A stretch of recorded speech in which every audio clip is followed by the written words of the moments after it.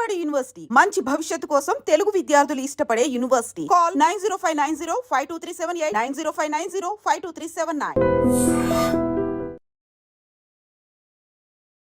నమస్తే, welcome to I dream. హైదరాబాద్లో కొత్త కల్చర్ ఒకటి స్టార్ట్ అయింది. దగ్గర ఐ థింక్ ఒక 8 నుంచి సంవత్సరం అవుతుందేమో. కో లివింగ్ కల్చర్ అట. ఏందో అసలు మంచి తక్కువ కానీ చెడువే జల్దిన మనం తీసేసుకుంటాం కదా. అట్లనే హైదరాబాద్ విస్తరిస్తుంది కాబట్టి హైదరాబాద్లో మొత్తం షాపింగ్ మాల్ అనుకోండి, లేకపోతే డిఫరెంట్ పీపుల్ అన్ని ఇండియాలో ఉన్నటువంటి అన్ని స్టేట్స్ దగ్గర నుంచి అందరు వచ్చి మన దగ్గర ఉంటే ఆహా ఓహో అనుకుంటున్నాం. కానీ ఈ కోలివింగ్ కల్చర్ ఏంది మాట్లాడదాం. అసలు లీగల్ ఇష్యూస్ ఏమన్నా ఉంటాయా? ఇవి ఎట్లొచ్చినాయి? అసలు హాస్టల్స్ అసలు ఎవరు పోతారు? అక్కడ ఏం జరుగుతుంది ఎవరికన్నా తెలుసా? అసలు పేరెంట్స్కి ఎంతమంది మేము ఇట్లా కో లివింగ్ హాస్టల్స్లో ఉంటున్నామని వాళ్ళ పిల్లలు చెప్తున్నారు? ఇవన్నీ మాట్లాడదాం. మనతో పాటు ఉన్నారు సీనియర్ అడ్వకేట్ కంపల్లి ఉదయకాంత్ గారు. సార్ నమస్తే, ఎట్లున్నారు సార్? బాగున్నాను. Yes sir. కో లివింగ్ అట ఏందో అసలు ఆ పదం వింటేనే ఎట్లనో అవుతుంది సార్. హాస్టళ్ళు ఓకే, కో లివింగ్ హాస్టల్స్ ఏంది సార్? కో లివింగ్ మీరు ఇంత ఎగ్జాగరేట్ చేసి మాట్లాడుతున్నారు. కో లివింగ్ అంటే తప్పేం లేదు. ఇద్దరు కలిసి ఉండడం కో లివింగ్ అంటారు. కలిసే ఇద్దరు ఎవరు అనేది ఇంపార్టెంట్. కో లివింగ్లో లివింగ్ స్టైల్ ఏంటనేది ఇంపార్టెంట్. లివింగ్ స్టైల్లో విధానాలు ఏంటనేది ఇంపార్టెంట్. దాని తర్వాత ఉంటున్న వ్యక్తులు ఎవరనేది ఇంపార్టెంట్. ఉంటున్న వ్యక్తులు ఏం చేస్తున్నారు అనేది ఇంపార్టెంట్. చేస్తున్న వాళ్ళు చేస్తున్నారా, వాళ్ళ ద్వారా ఇంకెవరైనా చేయించుతున్నారనేది ఇంపార్టెంట్. మరి చేసేవాళ్ళు చేసేది వాళ్ళు ఇష్టపూర్వకంగా చేస్తున్నారా, లేదంటే ఇంకోరు ఇన్ఫ్లుయెన్స్తో చేస్తున్నారా? లాభానికి చేస్తున్నారా, నష్టానికి చేస్తున్నారా, లేదంటే కనుక ఇంకొకరి లాభానికి వీళ్ళు ఏదైనా చేస్తున్నారా? చేస్తుంది తప్ప ఒప్ప. చట్టాలలో ఒకటి చెప్తున్నా చూడండమ్మా. ఎంతైతే చట్టాలలో స్ట్రింజెంట్ యాక్షన్స్ ఉన్నాయో, శిక్షలు ఉన్నాయో, శిక్షలను తప్పించుకోవడానికి అన్ని వెసులుబాట్లు ఉన్నాయి. ఒక్క నేరానికి శిక్షించడానికి ఒక్క సెక్షన్ అయితే ఆ నేరం నుంచి తప్పించుకోవడానికి 10 సెక్షన్లు 10 చట్టాలు వాళ్ళని తప్పించే విధంగా ఈరోజు మన చట్టాలు ఫ్రేమ్ అయి ఉన్నాయి. మనం ఇచ్చే ఒక రైట్ అంటే రాజ్యాంగం రాసిన ఏదైతే కాన్స్టిట్యూషన్లో ఏదైతే రైట్స్ ఉన్నాయో దాన్ని సూపర్సీడ్ చేయడానికి వేరే చట్టాలు వేరే విధానాలుగా ఈరోజు ఇంప్లిమెంట్ అవుతున్నాయి, పబ్లిక్లోకి వాడబడుతూ ఉన్నాయి. మనం అంటున్నాము కో లివింగ్ అంటే ఇద్దరు కలిసి ఉండడమే కో లివింగ్ అంటే. కానీ కో లివింగ్లో వీళ్ళు ఏం చేస్తున్నారు అనేది అక్కడ మనము మాట్లాడుకోవాల్సిన అంశం. ఇప్పుడు మనం అన్నట్లుగా 8 నెలల నుంచి 9-10 నెలల నుంచి మనం చూస్తున్నాం. ఎక్కడ చూసినా కూడా కో లివింగ్స్ ఉన్నాయి, రూమ్స్ ఉన్నాయి, హాస్టల్స్ ఉన్నాయి. చలో ఓకే, ఐ అగ్రీ, ఉండడం తప్పు కాదు. ఉన్న దాంట్లో వాళ్ళు ఏం చేస్తున్నారన్నది అది తప్ప ఒప్ప దాన్ని నిర్ధారించడానికి వాళ్ళు చేస్తున్న యాక్టివిటీస్కి సంబంధించిన చట్టాలు వాటి మీద పని చేయాలి. వాటి మీద నిగ్రహణ ఎవరిది? సరే, పర్మిషన్స్ అయితే ఇచ్చిండ్రు. హాస్టల్స్కి and co living hostels or రూమ్స్కి వాట్ ఈస్ ద డిఫరెన్స్? మరి హాస్టల్స్ వన్ థింగ్, ఒక హాస్టల్ ఒకరు ఉండొచ్చు. కో లివింగ్ అంటే ఇద్దరు ఉండొచ్చు. కానీ ఇద్దరు ఆడమోగా ఉండొచ్చా, ఉండరాదా? ఈరోజు మనకు ఫార్చునో అన్ఫార్చునో మన సుప్రీంకోర్టు ఏం చెప్పిందంటే ఆడమోగా కలిసి ఉండడం తప్పు కాదని అంటా ఉంది. కలవడం తప్పు కాదంటే, శారీరక సంబంధం పెట్టుకోవడం తప్పు కాదంటా ఉన్నది. అది కనుక చేస్తే రాజ్యాంగ ఉల్లంఘన అవుతుంది అంటుందండి. కాన్స్టిట్యూషన్ రైట్ను మనం వైలేట్ చేసినట్టు అవుతుందని చెప్పేసి సహజీవనాన్ని లీగలైజ్ చేసింది మన భారత సుప్రీంకోర్టు. ఈ దేశంలో మనం బ్రతుకుతున్నాము. ఏది తప్పు ఏది ఒప్పు అనేది నిర్ధారించడానికి మనం ఏ పార్టీ వారం చెప్పండి. సో ఈ లూప్ హోల్స్ని అడ్డం పెట్టుకొని మరి ఇట్లా కోలివింగ్ కల్చర్ అనేది స్టార్ట్ అయిందా? ఇదేందో ట్రెండింగ్ అయింది, ట్రెండ్ లో అని మనం అనడానికి లేదు. ఇది చట్టభద్రత అనుకోవాలి. అది దానికి మనం గర్వపడాలా సిగ్గుపడాలా అర్థం కాదు పరిస్థితులు. చట్టం ఒక భద్రత ఇచ్చింది, నీకు నచ్చినట్టుగా నువ్వు బ్రతకమని చెప్పేసి. కానీ నీకు నచ్చినట్టుగా నువ్వు బ్రతకమని చెప్పేసి ప్రతి చోట నువ్వు నచ్చినట్టుగా బ్రతకమని చెప్పడం వల్ల ఇటువంటి అరాచకాలు, అఘాయిత్యాలు మొత్తం కూడా అంటే ఒక అంటే వాడికి లైక్ ఒక వైరల్ అయిపోతున్నట్టు మన ఇక్కడ చూసినా కూడా ఒక పాకిపోతున్నాయి. సో దీన్ని అన్నిటిని కూడా ఫస్ట్ ఇన్స్టాన్స్లో మనం చేసే ఇచ్చే తీర్పులు కూడా సరైన తీర్పులు ఇచ్చినట్టే కనుక ఇటువంటి పరిస్థితులు రాకపోయేటి. వ్యభిచారము చేయడం తప్పు అంటున్నారు, ఇద్దరు ఆడమొగ కలవడం తప్పు కాదంటున్నారు.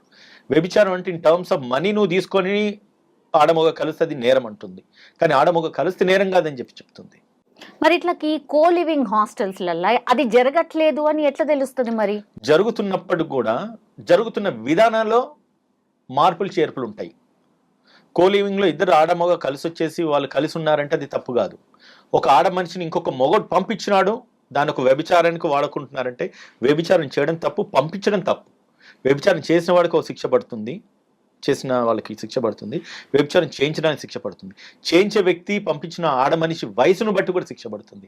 ఆయన బలవంతంగా పంపిస్తున్నాడా, లేదంటే కనుక ఒక మైనర్ గర్ల్ని పంపిస్తున్నాడా, ఇవన్నీ కూడా పారామీటర్స్ ఇదివరకు చెప్పినట్టుగా చట్టంలో ఉన్న లొసుకులు విసులుబాట్లు ఏవైతున్నాయో ఇవన్నిటికీ ఇటువంటి అనార్థాలకు దారితీస్తున్నాడు. సరే, ఇప్పుడు కో లివింగ్ రూమ్స్లో ఉంటున్నారు సార్, 2 నెలలు అయింది, 3 నెలలు అయింది, బాగానే ఉన్నారు. ఆ తర్వాత సమ్ వీడియోస్ వాళ్ళే రికార్డ్ చేసుకొని బయట పెట్టిరు, సోషల్ మీడియాలో వచ్చేసినాయి. అవి అదే కదా ఇప్పుడు జరుగుతుంది, అదొక కాంట్రవర్సీకి కారణం అవుతుంది. అది బయటకు వచ్చిన తర్వాత ఇప్పుడు ఆ అమ్మాయి ఏం చేయాలి? ఆమె ఇష్టంతో పాటే ఉన్నది అనేది ప్రొజెక్ట్ అవుతుంది, బికాజ్ ఆయన దగ్గర రికార్డ్స్ ఉంటాయి, అన్ని ఉంటాయి అనుకుంటా నాకు తెలిసి. మరి ఎట్లా అది బయటకు వచ్చిన తర్వాత ఏం చేయాలి? మరి ఒక క్వశ్చన్ అడుగుతాం మిమ్మల్ని, ఈ అమ్మాయి పోయింది, ఈ అమ్మాయి ఉన్నది, ఆమెకు తెలిసి ఉన్నదా తెలియకున్నదా? ఆబ్వియస్లీ 2-3 నెలలు ఉంది అంటే తెలిసే ఉంటుంది కదా. అటువంటిది తప్పు, అది నేరం, అటువంటి నేను చేయకూడదన్న విజ్ఞత తనలో ఉండాలి కదా. వీడు వీడియోస్ తీస్తాడా, వీడు ఆడియోస్ రికార్డ్ చేస్తాడా, వీడు లేకపోతే ఇంకేదైనా ఇన్ఫర్మేషన్ గ్యాదర్ చేస్తాడా, తర్వాత అమ్మాయిని బ్లాక్మెయిల్ చేస్తాడా అనే ఇంటర్ప్రిటేషన్ లేకపోతే ఆ ఆలోచన సరళి ఆమెలో ఉండుంటే కనుక ఇంతటి అనాథాలకు దారి తీయకుండా దాన్ని నిర్మూలించే ఆస్కారం ఉండేది. ఇంకోటి, వన్స్ గర్ల్ అటెండ్ మెజారిటీ అంటే ఏజ్ పరంగా 18 ఏళ్ళు నిండిన తర్వాత తనకంటూ తనకు ఒక ఫ్రీడమ్ ఉంటుంది. ఆ ఫ్రీడంలో భాగంగా తను ఎక్కడికన్నా వెళ్ళొచ్చి ఏదైనా చేయొచ్చు, తప్పు కాదు, రైట్. కానీ ఆ అమ్మాయి కనుక ఒకవేళ మైనర్ గర్ల్ అయితే కనుక ఇటువంటి చేస్తే ఎవడైతే ఆమె ద్వారా అటువంటి చేసినాడో అది నేరం అవుతుంది. అర్థమవుతుందా సార్? మన కల్చర్లో అసలు అది లేదు జనరలీ. అంటే కల్చర్ గురించి మాట్లాడుతున్నామా, చట్టం గురించి మాట్లాడుతున్నామా? రెండు మీరు దాన్ని డెఫినిషియేట్ చేసి మాట్లాడండి, దానికి తగిన సంబంధం నేను మీకు చెప్పగలుగుతాను. కల్చర్కి నుంచి వస్తే ముమ్మటికి లేనే లేదు. ఒకప్పటి రోజులలో ఆడమొగ మాట్లాడుకోవడానికే ఎంతో ఇదైంది. మేము పుట్టిన పల్లెటూరు వాతావరణంలో మా స్కూల్లో ఒక గర్ల్ మాట్లాడిందంటే అది ఒకలాంటి తప్ప అన్నట్టుగా చూసేది. ఈరోజు ఇది కల్చర్, ఇది మారిపోయింది కల్చర్.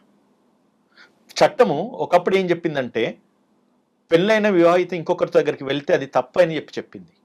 అదే చట్టము పెళ్ళైన తర్వాత నువ్వు ఎవరి దగ్గర పోయిన చట్టం నేరం కాదని చెప్పి ఈరోజు చట్టం చెప్తుంది. మరి ఇప్పుడు నువ్వు కల్చర్ని చట్టాన్ని ఏ రకంగా మనము బేరీ చేస్తున్నా చెప్పండి.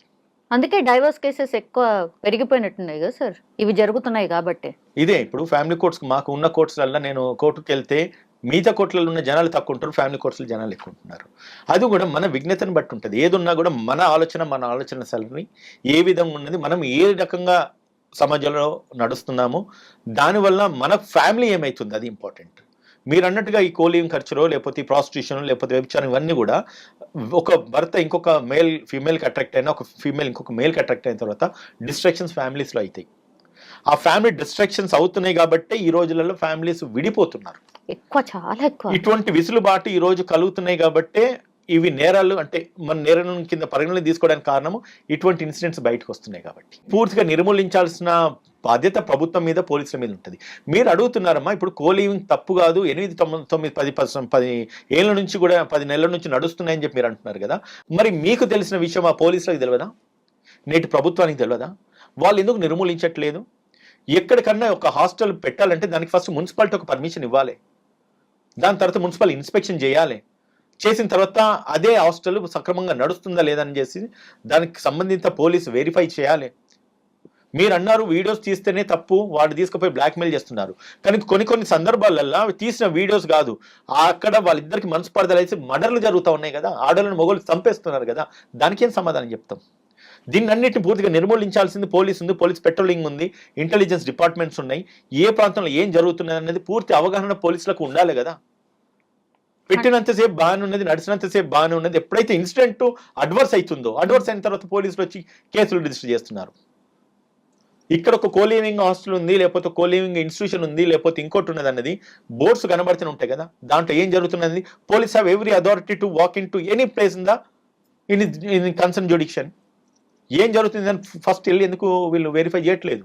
ఈ రోజు ఒక వీడియో చూసినాను, వాడు మొత్తం మాట్లాడుతూ ఉన్నాడు ఏమని, ఇక్కడ కోలింగ్ ఉంది, మా రేట్లు ఇంత, మా ప్రైస్ ప్రమోషన్స్ కూడా అని చెప్పి ప్రమోషన్ చేసుకుంటున్నారు. మీ దాకా వచ్చిన వీడియో, నా దాకా వచ్చిన వీడియో పోలీస్ దగ్గరికి ఎందుకు పోలేదు? మీరు ప్రశ్నిస్తున్నారు, నేను మాట్లాడుతున్నాను, నేను సమాధానం చెప్తున్నాను ఒక బాధ్యత గల పౌరుడిగా. మరి బాధ్యత గల పోలీస్ ఉద్యోగం చేసే వ్యక్తిగా తను ఎందుకు పోయి దాన్ని రేట్ చేసి దాన్ని ఎందుకు షట్ డౌన్ చేయట్లేదు? Whose problem is that? Are the hand in glove? Police వాళ్ళందరూ కలిసి చేస్తున్నారు అనుకోవాలా? ఇంత ఇన్సిడెంట్స్ ఇటువంటి జరుగుతున్నప్పుడు కూడా చట్టాలు పనిచేయట్లేదు, యంత్రాంగాలు పనిచేయట్లేదు, వ్యవస్థ పనిచేయట్లేదు అంటే ఎక్కడ లోపం జరుగుతుంది? మనం మీడియా ఛానళ్లలో ఇన్సిడెంట్లు జరగగానే టక్కన ఒక ఇంటర్వ్యూలు పెట్టేసి ఇచ్చేయడం కాదు. మీకు నిజంగానే ఆ రైట్ ఉంది, మీడియా ఎక్కడికైనా వెళ్ళగలుగుతారు, వెళ్ళండి ప్రతి చోట ఎక్కడెక్కడైతే ఇటువంటి ఇన్సిడెంట్ జరుగుతున్నాయని చెప్పి అక్కడ మైక్ పెట్టేసి ఇష్యూస్ ఎలివేట్ చేయండి. మీరన్న ఇన్సిడెంట్స్ ఆగిపోతాయి. ఒక లేడీని తీసుకుపోయి రూమ్లో తీసుకుపోయి వాడేదో మబ్బె పెట్టేసి లేకపోతే మాయ చేసేసి వీడియో తీసి బయటికి పోస్ట్ చేస్తున్నారు అన్నారు. దాన్ని నిర్మూలించడానికి మీరే వంతు ప్రయత్నం మీరేం చేస్తున్నారు? మీడియా వన్స్ ఇన్సిడెంట్ జరిగిన తర్వాత మనం రియాక్ట్ అవుతున్నాము, కాకముందు మనకు ప్రతి రైట్ మీకు ఉంది కదా. యూఆర్ ద ఫోర్త్ స్టేట్, మీరు ఎక్కడికైనా పోవచ్చు, ప్రతి చోట మీరు ప్రశ్నించండి. మాలాంటి న్యాయవాదులు లేకపోతే పొలిటీషియన్స్ ఎవరో ఒకరు వచ్చేసి మీకు ఖచ్చితంగా సపోర్ట్ చేస్తారు. దాని ద్వారా విక్టిమైజ్ అయిన కొన్ని మహిళా మండలి, కొన్ని సంఘాలు ఉన్నాయి, ఆర్గనైజేషన్స్ ఉన్నాయి, షీ టీమ్స్ అని ఉన్నాయి ప్రభుత్వంలో, వాళ్ళందరూ కూడా ప్రొటెక్ట్ చేస్తారు. అన్లెస్ అండ్ అంటిల్ ఒకటండి, ప్రశ్నించే గొంతుగా బయటకు వచ్చేంత వరకు ఇటువంటి నిర్మూలించబడాయి. ఆ పవర్ మీలో ఉంది, మీరు బయటికి రండి, మాలాంటి వాళ్ళు కూడా సహకరిస్తారు.